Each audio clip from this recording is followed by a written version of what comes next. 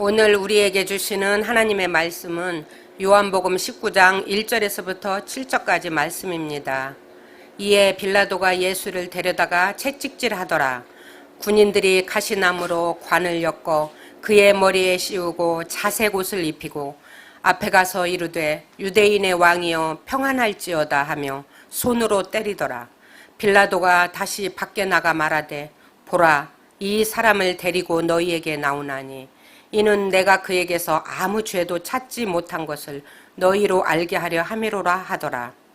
이에 예수께서 가시관을 쓰고 자색 옷을 입고 나오시니 빌라도가 그들에게 말하되 보라, 이 사람이로다 하매 대제사장들과 아랫사람들이 예수를 보고 소리질러 이르되 십자가에 못 박으소서, 십자가에 못 박으소서 하는지라.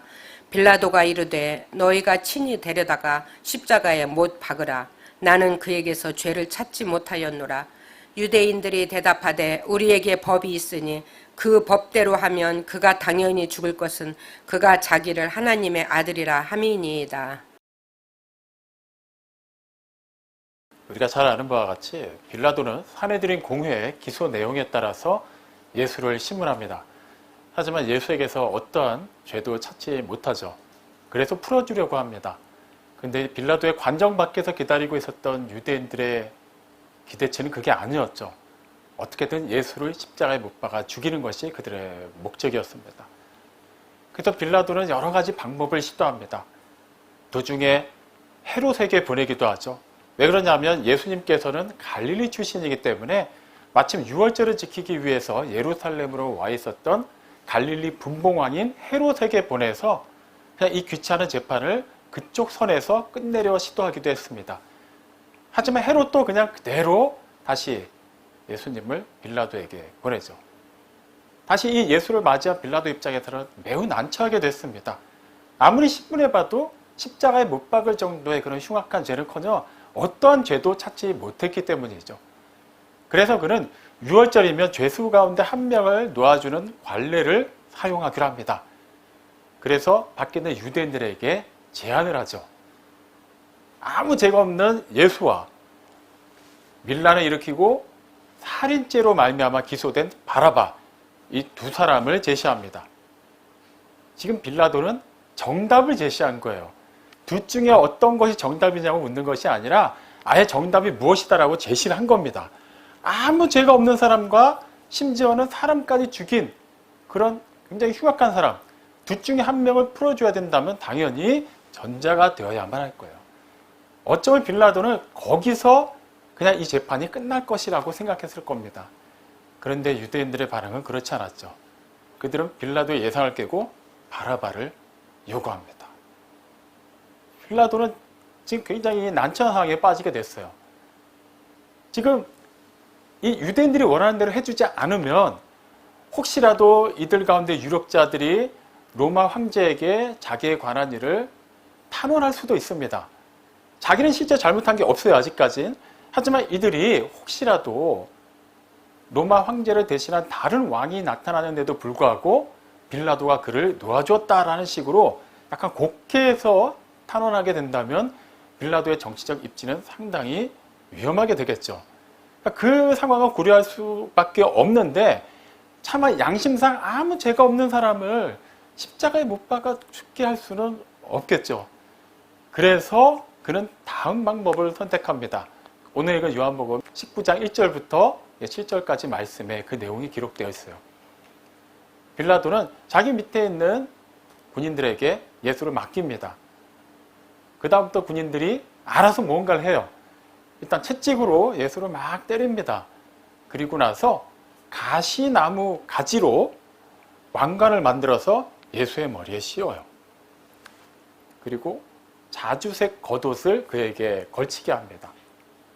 그리고는 그 앞에 서서 유대인의 왕이여 평안하라 라고 뭔가 왕에게 뭔가를 이렇게 예우를 갖춰서 행동하는 것처럼 하면서 손바닥으로 사정없이 예수의 얼굴을 때려대기 시작했습니다. 그리고 그에게 침을 뱉었어요. 자주색 옷을 걸치게 했다는 것은 상당히 중요한 의미를 가지고 있습니다. 당시 자주색 겉옷은 로마 황제만이 입을 수 있는 옷이었어요. 어쨌거나 금으로 만든 건 아닙니다만 가시나무 가지로 만들었을지언정 왕관 모양을 한 것을 머리에 씌우고 로마 황제만 걸칠 수 있는 자주색 겉옷을 걸치게 했어요. 그 당시에 로마 황제가 어디 이렇게 지나가게 되면 그 길에 이렇게 도열되어 있는 사람들이 외에도 뭐 만세, 뭐 황제 만세, 아니 뭐 만수무강하십시오, 막 이렇게 외쳤단 말이죠. 막 손뼉을 치면서 손을 들고 환호했어요. 이제 그거를 지금 조롱하는 투로 바꿔서 표현한 거예요. 유대인의 왕이여 평안하라. 그들은 손뼉을 치지 않고 대신 예수의 따귀를 치면서 그 손뼉 치는 소리와 동일한 효과음까지 동원하죠. 철저하게 예수를 조롱합니다. 왜 굳이 그렇게까지 해야만 했을까요?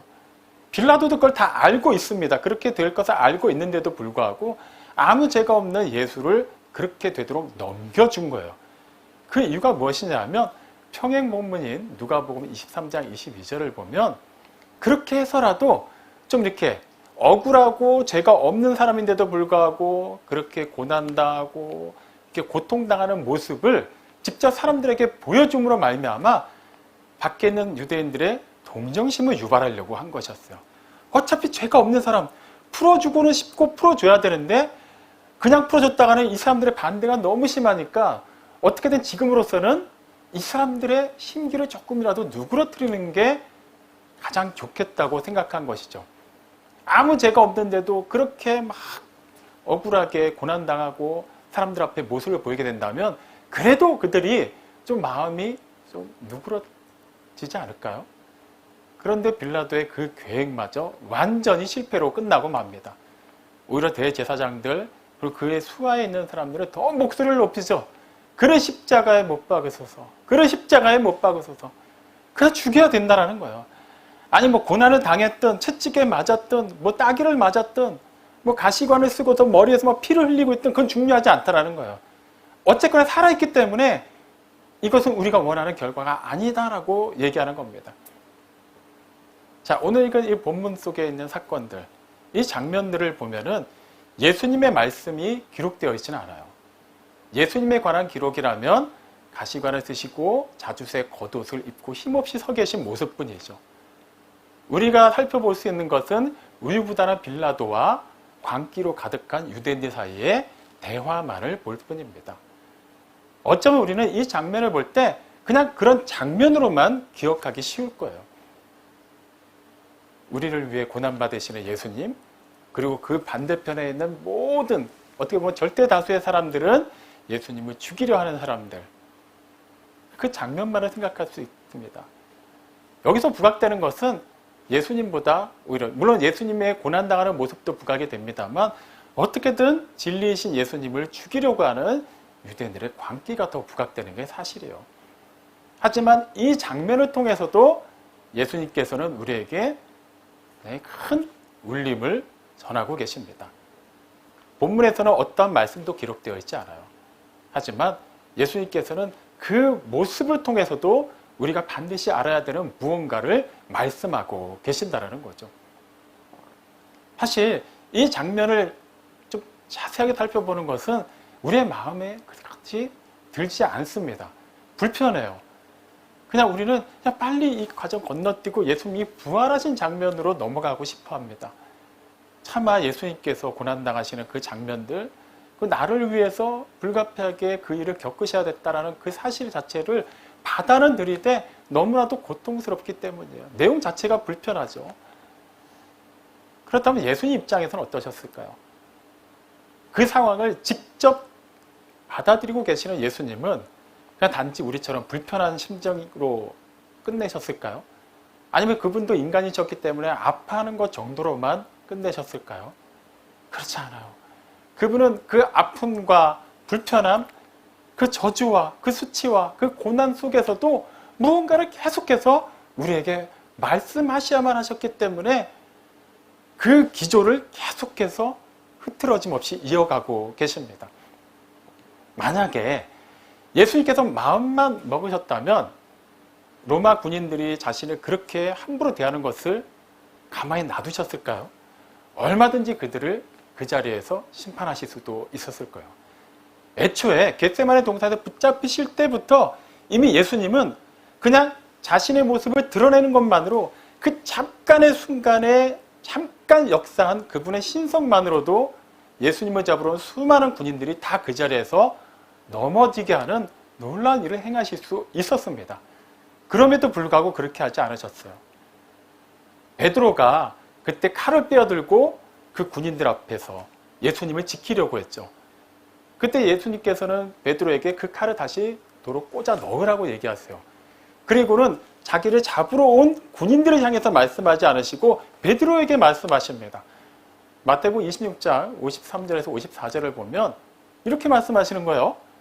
너는 내가 지금이라도 아버지께 청해서 12군단도 더 되는 천사들이 나를 지키게 하도록 할 수 있다는 것을 알지 못하느냐?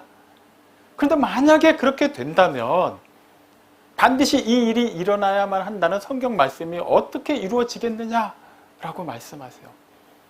예수님이 그 고난을 받으시는 그 장면, 붙잡히실 때부터 그 이후에 온통 부정과 불의로 가득하고 온통 폭력과 저주가 난무하는 그 시간들을 그냥 묵묵히 받아내신 그 이유는 하나님의 뜻을 이루기 위해서라는 거예요. 그 일에 대해서 이미 기록된 하나님의 말씀을 이루시기 위해서 예수님은 묵묵히 그것을 참아내셔야 됐다는 거예요. 그럼 그 핵심이 무엇일까요? 단지 고난 받는 게 핵심일까요? 그냥 하나님의 뜻 그것이 핵심일까요? 맞아요. 하지만 궁극적인 핵심이 무엇일까요? 하나님께서 그 과정을 통해서만 반드시 우리에게 나타내실 수 있는 무언가가 있기 때문이라는 거예요.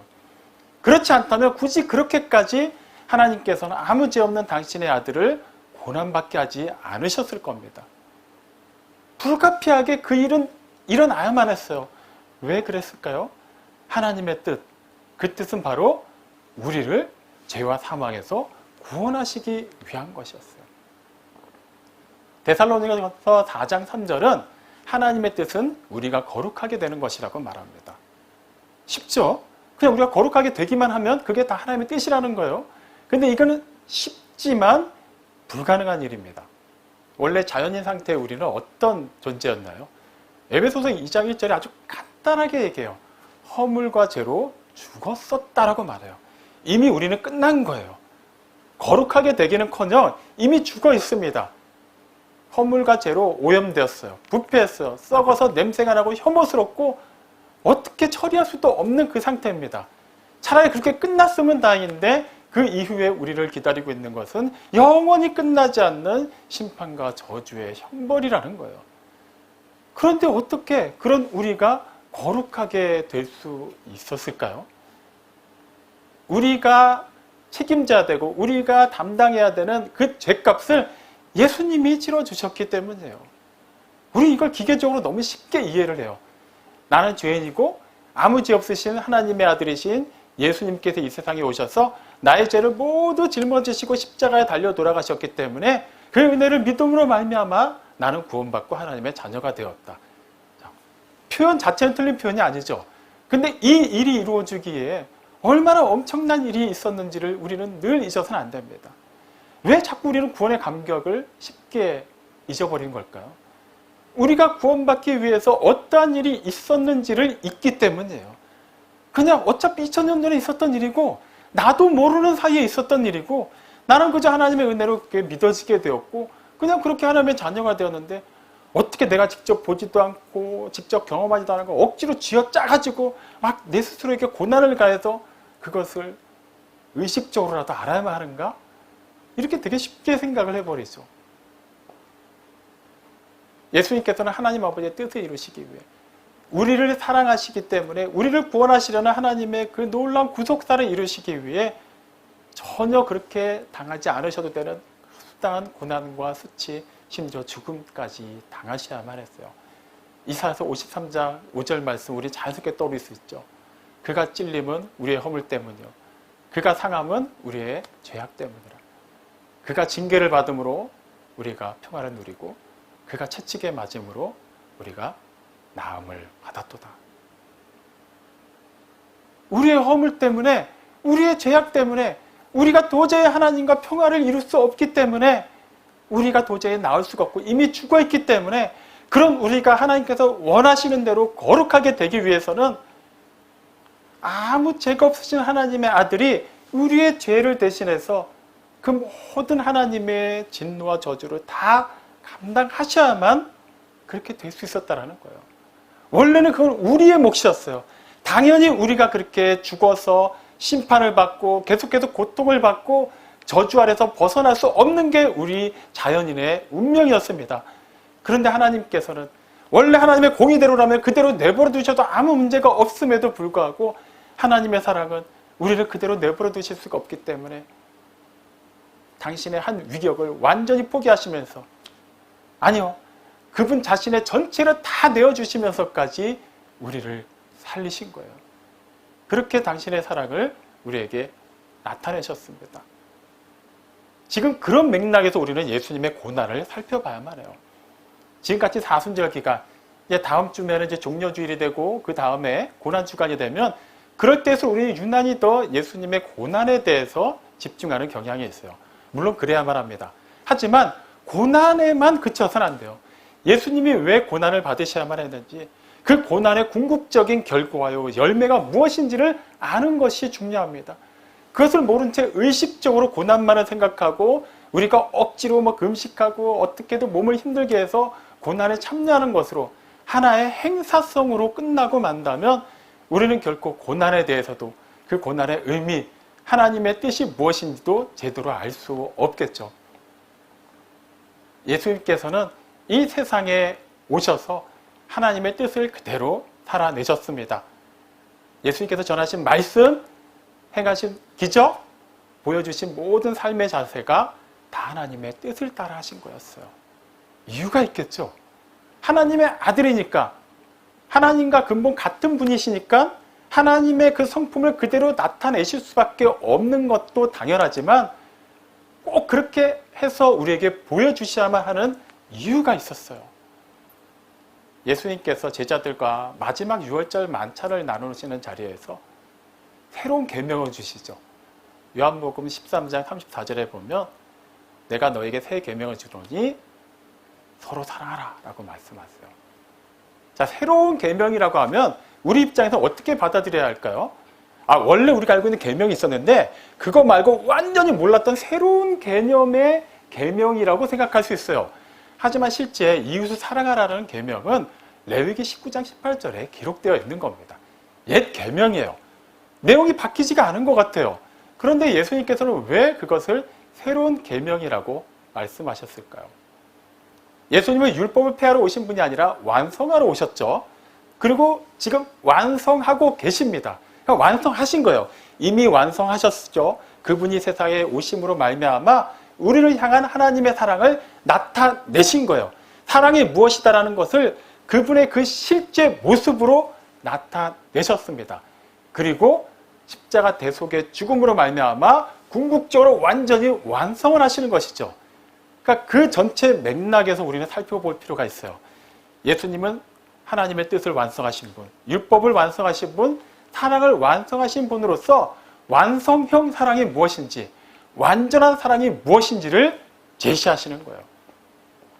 기존에 유대인들이 일반적으로 생각하는 레위기 19장 18절은 지극히 제한적이었어요. 사랑하되 그 대상이 범주가 정해져 있었죠. 같은 유대인이어야만 했어요. 같은 아브라함의 후손이어야만 했습니다. 굳이 따지고 올라가면 아브라함의 후손이지만 그래도 이방인의 피가 섞인 사마리아인들은 또 제외가 됐어요. 같은 유대인들 사이에서도 세리라든가 한센병자라든가 이런 사람들은 부정하다고 여겨서 사랑할 수밖에 없는 이웃에서 또 제외를 시킵니다. 이방인 이교도인들은 말할 필요도 없겠죠. 근데 예수님께서 세상에 오셔서 완전한 사랑이 무엇인지를 어떻게 제시하시나요? 마태복음 5장 44절에서는 원수를 사랑하라고 말씀하세요. 오히려 박해하는 자를 위해서 기도하라고 말씀하십니다. 기존 생각대로라면 말이 안 돼요. 원수는 눈에는 눈으로, 이에는 이로 갚아야 되지, 나에게 잘못을 저지르지 않은 사람, 그러면서도 같은 유대인인 사람에 한해서는 내가 기꺼이 사랑할 수 있지만 그 기준을 벗어난 사람은 미워하지 않더라도 굳이 적극적으로 사랑할 필요는 없는 대상이라고 여겼어요. 근데 예수님은 완전히 파격적으로 얘기하시죠. 원수까지도 사랑해라는 거예요. 그리고 요한복음 15장 13절에서는 사람이 자기 친구를 위하여 목숨을 버리면 그것보다 큰 사랑이 없다라고 말씀하세요. 사랑은 그냥 내가 줄 수 있는 것 중에 한 요 정도까지 마지노선을 정해놓고 여기까지만 줘도 대단한 것이다라고 말하는 사랑이 아니라 심지어는 나의 전부라고 말할 수 있는 나의 생명까지도 그 상대를 위해서 기꺼이 내어줄 수 있는 사랑. 그 사랑이 진짜 사랑이라는 거예요. 근데 그걸 예수님이 말씀으로만 하시고 끝내셨다면 그냥 거기서 끝났을 거예요. 예수님은 원래 하나님의 아들이시니까, 예수님이 근본 사랑이시니까 예수님은 그렇게 말씀하실 수 있거든요. 하지만 우리는 사람이잖아요. 아무리 예수님의 제자고 하나님의 자녀가 되었다 하더라도 우리는 어쩔 수 없이 이 죄로 물든 세상에 살고 있고 여전히 그 죄된 습성이 남아있고 성화되어가는 과정이라고는 하지만 아직 완전하게 영화롭게 된 것이 아니기 때문에 우리는 예수님께서 말씀하신 것처럼 그러한 사랑을, 예수님께서 살아내셨던 것처럼 하나님의 뜻을 온전히 따라서 살 수 있는 삶을 살 수 없다라고 생각을 해요. 하지만 예수님께서는 그것을 직접 말씀으로 하지 않으시고 먼저 본을 보여주고 계시죠. 오늘 읽은 본문이 바로 그 장면입니다. 어떻게 보면 예수님의 원수들이 거기에 가득한 거예요. 아무 죄가 없으신 분, 진리이신 그분을 그들은 죽이려고 하고 있어요. 우리는 이미 결과를 다 알고 있죠. 끝끝내 그들은 그 작전을 성공합니다. 기가 막힌 일이죠. 그들은 어떻게 보면 예수님의 원수라고 표현해도 되겠죠. 그런데도 예수님은 그 자리에서 그들을 심판하지 않으십니다. 얼마든지 하나님께 요청해서 12군단도 더 되는 천사들을 동원하실 수 있음에도 불구하고 절대 그렇게 하지 않으셨어요. 침묵하셨습니다. 그때 예수님이 어떤 모습으로 서 계셨을까요? 가시관을 쓰셨는데 로마 군인들이 그냥 살짝 얹어줬을까요? 가시관을 만들었다는 것 자체가 의도가 있는 거예요. 고통을 주기 위한 거예요. 일부러 푹 눌러서 씌웠을 겁니다. 살이 찢기게 하고 피가 나게 했을 거예요. 그리고 손바닥으로 사정없이 얼굴을 때렸으니 아마 얼굴도 뭐 멍이 들었던지 코피가 흘리던지 입술이 터졌던지 아마 정상적인 얼굴은 아니었을 거예요. 이미 채찍으로 여러 대 맞았기 때문에 등에서는 분명히 피가 흐르고 있었을 겁니다. 그 상태에서 자주색 겉옷을 걸친들, 예수님의 그 상처난 모습이 다 가려졌을까요? 그러지 않았을 거예요. 이미 새벽 내내 재판을 받느라 그 과정에서도 많은 어려움이 있었고 또 폭력을 당하셨기 때문에 이미 몸이 만신창이가 되신 상태에서 또 그런 폭력을 당하셔야만 했어요. 온몸에 침으로 범벅이 되어 있습니다. 사람들 앞에 서신 예수님의 모습은 결코 로마 군인들이 조롱하듯이 말하는 그런 왕의 모습이 아니에요. 정말 불쌍하고 나약하고 처참한 모습으로 서 있었을 겁니다. 그런데 요한복음 19장 5절에 보면 빌라도가 예수님을 이렇게 소개해요. 보라! 이 사람이다! 라고 얘기해요. 빌라도가 말한 뉘앙스는 무엇인지 우리가 알고 있죠. 아무 죄가 없는데 이렇게까지 고난을 받았다. 이쯤이면 좀 놓아주자. 지금 빌라도는 그걸 얘기하고 있는 거예요. 하지만 성경은 전혀 진리를 알지 못하는 빌라도의 입을 통해서 우리가 우리의 왕이 어떤 모습으로 서 계신지를 보게 합니다. 보라, 이 사람이다. 이 사람이다라고 얘기하는 것을 잘 기억해 보시기 바랍니다. 이 비슷한 표현이 어디선가 우리가 본 것 같아요. 요한복음 초반에 세례 요한이 예수님이 드디어 모습을 드러내셨을 때 사람들에게 외치죠. 보라! 세상 죄를 지고 가는 하나님의 어린 양이로다. 보라고 얘기해요. 딱 봤는데 진짜 하나님의 어린 양인가요? 아니요. 사람이에요. 그냥 왜 사람이 걸어가고 있는데 하나님의 어린 양이라고 얘기를 합니다. 근데 그 하나님의 어린 양은 정말 우리와 같은 사람으로 오셔야만 했어요. 왜 그랬을까요? 요한일서 4장 9절은 하나님의 사랑이 우리에게 이렇게 나타났다라고 얘기하면서 그 나타난 실제가 바로 하나님께서 보내신 독생자 예수 그리스도이심을 소개합니다. 하나님은 사랑이시지만 하나님이 사랑이시라는 것을 계속해서 하나님께서는 선지자들을 통해서 율법을 통해서 말씀하셨음에도 불구하고 하나님의 백성들은 깨닫지 못했어요. 오히려 눈에 보이는 영이신 하나님이 아니라 눈에 보이는 이방 우상들을 섬기기에 바빴죠. 그래서 그들의 그 죄의 문제, 그 고질적인 영원한 죽음의 문제를 해결하기 위해 하나님이 직접 그들의 눈에 나타나셔야만 했어요. 우리와 똑같은 사람의 몸으로 말이죠. 그렇게 나타나셔서 그분은 하나님이 사랑이시라는 것을 그분의 말씀으로 가르치시고 그분의 삶으로 보여주셨죠. 그렇게 그분을 통해서 드러난 하나님께 사람들이 나올 수 있게 된 것입니다. 물론 그 당시 다수의 사람들은 결과적으로는 예수님을 떠나갔지만 그래도 소수의 사람이 있지언정 그들은 예수님을 통해서 나타난 하나님의 사랑, 하나님의 은혜에 그들의 심정이 변화가 되었어요. 그들의 삶이 변화가 되었고 그렇게 그들은 예수님을 따르게 되었습니다. 그런데 그 예수님께서는 2000년 전에 자신이 인간의 몸으로 하셔야 되는 그 일을 완전히 이루시고 십자가에 달려 돌아가셨어요. 부활하셨지만 이젠 더 이상 예전과 같이 사람의 몸으로 계시지 않고 승천하셔서 하나님의 보좌 우편에 앉아 계십니다.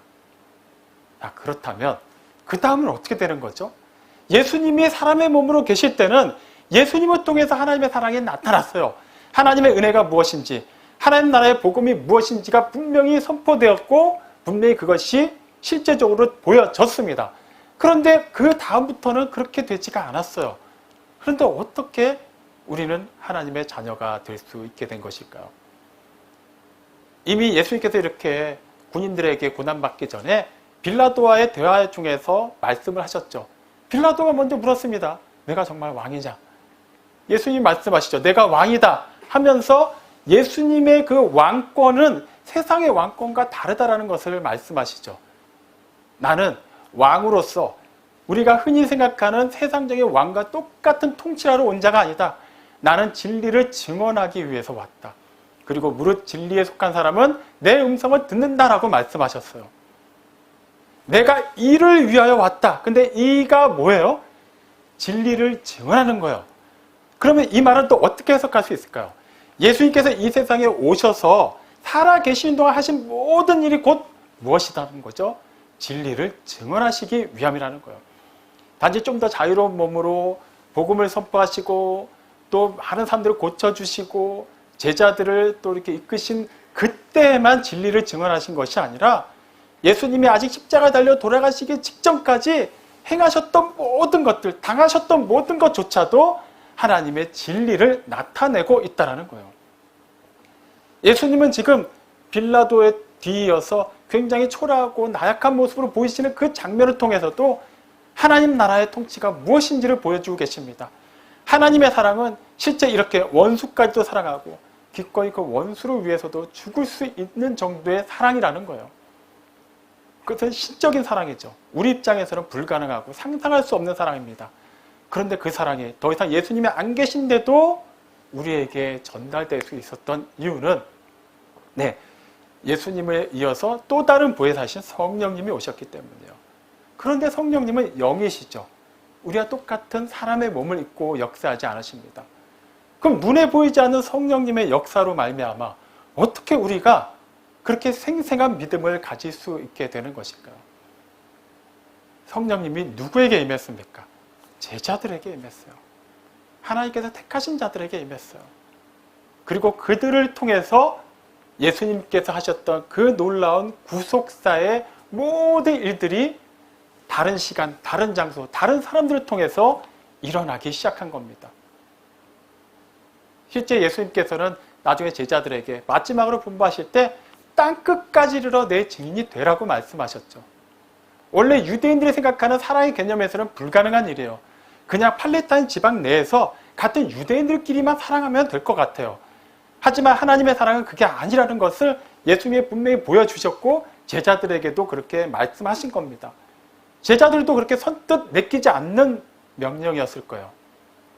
근데 예수님은 분명히 완성된 사랑이 무엇인지 기준을 제시하셨죠. 내가 너희를 사랑한 것 같이 너희도 서로 사랑하라. 그리고 그 다음에 이어지는 요한복음 13장 35절에 보면 거기서 결론을 낸 게 아니라 그 결론이 이어서 나옵니다. 너희가 그렇게 서로 사랑할 때 많은 사람들이 너희가 내 제자인 줄 알게 될 것이다 라는 거예요. 사랑하는 건 좋은 건데 굳이 우리가 서로 사랑하는 것을 통해 예수님께서 몸소 보여주신 그 신적인 사랑을 따라서 사랑하는 것을 통해 우리가 예수님의 제자라는 것을 세상에 보여주는 것이 무슨 큰 의미가 있을까요? 뭐 나쁜 것 같지는 않지만 왜 꼭 그래야만 할까요? 그래야만 하겠죠. 예수님이 이제 안 계시기 때문이에요. 영으로는 존재하시지만 더 이상 몸으로 계시면서 예전에 그러셨듯이 직접 말씀하시고 하나님의 사랑을 나타내실 수가 없기 때문에 이제는 영으로 우리 가운데 거하시면서 각 사람의 몸을 성전 삼아서 이 믿음의 공동체를 하나님의 몸으로 삼아서 역사하고 계시는 겁니다. 그래도 고린도전서 3장 16절에서 말하죠. 우리 몸은 성령님의 거룩한 전이라고 말이죠. 바로 고린도서 5장 17절에서도 분명히 말합니다. 이전 것은 지나고 우린 새로운 피조물이라고 말해요. 이전에 우리가 생각할 때 가능하지 못한 일이에요. 아니, 어떻게 우리가 신적인 사랑을 할 수가 있죠? 흉내는 낼 수 있겠지만 어차피 우리가 한들 얼마나 할 수 있겠으며 그게 얼마나 효과를 거둘 수 있을까요? 하지만 이제 우리는 새로운 피조물이 되었어요. 예전에는 할 수 없었지만 이제는 할 수밖에 없는 완전한 피조물이 되었다라는 거예요. 그렇기 때문에 빌립보서 4장 13절 말씀처럼 그리스도 안에서 우리는 모든 것을 할 수 있게 되었다라는 거예요. 신적인 사랑을 하라고요? 죽기까지 따르라고요? 각자에게 주어진 십자가를 지고 예수님이 가신 그 험하고 좁은 길을 가라고요? 나는 못하겠는데요. 하지만 우리는 할 수 있다라는 거예요. 이미 신분이 그렇게 바뀌었기 때문에 이제는 하나님께서 당신의 그 놀라운 사랑을 우리를 통해서 세상에 보여주시겠다라는 거예요. 그게 가능했기 때문에 제자들은 땅끝까지 갈 수 있었어요. 그들이 갈 수 있는 최고 먼 지역까지 갈 수 있었습니다. 우리가 생각할 때 뭐 지구를 몇 바퀴 돈 것 같지만 그렇지도 않아요. 그렇게 멀리 나가지도 못했습니다. 그리고 얼마 살지 못하고 사도 요한을 제외하면 다 순교당해 죽었어요. 그럼에도 불구하고 사도들이 죽었는데 어떻게 복음이 퍼져나갔습니까? 하나님의 그 나타난 사랑, 하나님께서 실현하신 그 사랑을 사도들을 통해서 배우고 보고 깨달은 또 다른 그리스도인들을 통해서 계속해서 퍼져나갈 수 있었던 거예요. 그냥 예수 믿고 그 사람들 거기서 끝나고 그냥 그다음부터 하나님이 알아서 그냥 또 전혀 예수를 모르는 사람들에게 억지로 막 그냥 하나님에 관한 지식을 넣어주시고 믿음을 주셔서 이루신 게 아니라 반드시 먼저 구원받고 먼저 하나님의 자녀가 된 자들, 먼저 하나님의 사랑을 신실하게 깨달은 자들을 통해서 나타내셨다라는 거예요. 1세기 말 초대교회 성도들은 그렇게 여유로운 사람들이 아니었어요. 당시에는 신분제도가 아주 엄격했습니다. 그렇기 때문에 남녀, 노소 구분하지 않고 그렇게 모든 장벽을 허물어버리고 주 안에서 하나가 될 수 있는 공동체는 그 당시 문화에서는 환영받지 못했어요. 쉽게 말하면 별종 취급당했습니다. 그러니 그런 자리에 일반적으로 좀 이렇게 뛰어나다고 여길 만한 사람들이 갔을까요? 그렇지 않아요. 갔더니 막 못 배운 사람도 있고 노예도 있고 뭐 이방인도 있고 무슨 막 병 걸린 사람도 있고 부정한 사람들이 또 많이 모였는데 굳이 그런 데 가려고 할까요? 자연스럽게 처음에 초기 기독교 공동체는 그렇게 세상에서 사회에서 외면받고 없다고 인정받는 사람들 뿐이었습니다. 그런 사람들이 모여있는 단체가 그 집단이 어떻게 땅끝까지 이르러 그 진리를 전할 수 있게 되었을까요? 오히려 유대주의가 침투해오고 그렇게 내부에는 이단들이 들끓으면서 교회 질서를 흔들었어요.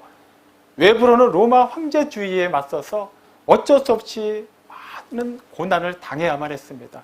누가 보더라도 얼마 갈 수가 없는 집단이었어요. 그런데 어떻게 된다요? 로마 제국 내로 복음이 퍼져나갑니다. 그리고 땅끝까지 이르렀어요. 그렇게 시간이 흐르는 동안 우리에게까지 오게 되었죠. 세상이 그들을 주목해 보았기 때문이에요. 처음에는 우습게 보았습니다. 시시하게 보았어요. 이단 취급을 했어요. 별종 취급을 했습니다. 그런데도 불구하고 그들이 변하지 않는 거예요. 그런데도 불구하고 그들이 사랑을 합니다. 가난한 사람들끼리 서로 나누고 있는 거예요. 그렇게 몸이 힘든데도 불구하고 그렇게 모여서 하나님을 찬양합니다. 말이 안 돼요. 죽어나가기 시작하는데 온갖 제도를 동원해서 그들에게 박해를 가는데도 굴하지 않습니다. 뭔가 있다라는 거예요. 그들을 보면서 그들이 그렇게 말하는 주 예수 그리스도의 사람들이 관심을 갖기 시작했어요. 그리고 그분의 사랑이 나타남으로 말미암아 제자들이 그랬고 그 제자들을 통해서 다른 그리스도인들이 그랬듯이 또 다른 많은 사람들이 하나님의 사랑을 깨닫게 된 것입니다. 베드로전서 3장 17절은 선을 행함으로 고난을 당하는 것이 하나님의 뜻이라고 말해요. 선을 행하면 무조건 고난을 받는다는 것이 아니라 정말 하나님의 뜻 안에서 선을 행하는데 결과가 고난일 경우, 그 과정에서 고난이 이어질 경우는 그것 또한 하나님의 뜻이라는 거예요. 그들은 신실하게 그 약속의 말씀을 붙잡고 고난이 당할지라도 꿋꿋하게 자신들이 받은 그 사명을 감당했습니다. 하나님의 사랑을 나타냈어요. 하나님의 사랑을 나타내기 위해서 억지로 사랑한 것이 아니라 자신들이 받은 그 사랑이 얼마나 크고 놀랍고 은혜로운 건지를 깨닫게 되는 순간 그들은 그것을 스스로 누리는 것에 머물 수 없었던 것이죠. 그 감격을 주체하지 못해서 그 어려운 상황 속에서도 삶으로 그 사랑을 나타내었습니다. 지금처럼 사순절 기간을 지내는 동안 우리는 아무래도 예수님의 고난에 집중하기 마련입니다. 하지만 그 고난이 무엇을 위한 고난이었는지를 다시 한번 깊이 생각하는 기간이 되길 바랍니다. 우리를 구원하시려고, 우리를 사랑하시기 때문에 우리를 영원한 빛 가운데 생명 가운데로 옮기시기 위해서 하나님께서 당신의 모든 것을 내어주시고 고난 당하시고 죽임을 당하셨어요. 그리고 우리에게 자신이 앞서가신 그 길을 따라오라고 말씀하십니다. 사랑하는 성도 여러분, 여러분은 구원 받으셨습니까? 하나님의 자녀입니까? 정말 진리 안에 거하고 있습니까? 무릇 진리에 속한 자는 주님의 음성을 듣고 따릅니다. 양이 목자의 음성을 듣고 따르듯이 예수님이 가시는 길이라면 꼭 푸른 초장이 아니더라도 사망의 음침한 골짜기라도 기꺼이 따라갑니다. 마찬가지입니다. 이 사순절 기간을 지내면서 꼭 이 기간이 아니더라도 우리는 그러한 심정으로 주어진 하루하루를 살아내야만 합니다. 정말 내가 가는 이 길이 하나님께서 주신 길이라면, 하나님의 그 선하신 뜻을 이루는 길이라면 묵묵히 가십시오. 포기하지 마시고 굳이 주저하거나 시간을 지체할 필요 없습니다. 이미 우리는 그 길을 갈 수 있도록, 완주할 수밖에 없도록 하나님께서 우리의 모든 것을 다 바꿔놓으셨습니다. 굳이 이미 결정된 것을 억지로 변기하려고 하지 마시고 문이 아무리 좁아도 들어가십시오. 길이 아무리 험해도 다른 길 찾지 말고 오히려 유일한 그 길이기 때문에 기뻐함으로 그 길을 경주하십시오. 그렇게 우리가 각자에게 주어진 삶의 현장에서 말씀을 따라 살 때 그 진리를 행하며 무엇보다도 하나님께서 친히 고난받으심으로 우리에게 나타나신 그 사랑을 깨닫고 그 사랑을 최선을 다해서 실현하고자 할 때 우리를 통해서 세상 사람들은 하나님의 사랑을 보게 될 것입니다. 그렇게 하나님의 영광을 나타내고 하나님을 믿음으로 기쁘시게 해드리는 우리 모두가 되기를 주님의 이름으로 축원합니다. 아멘.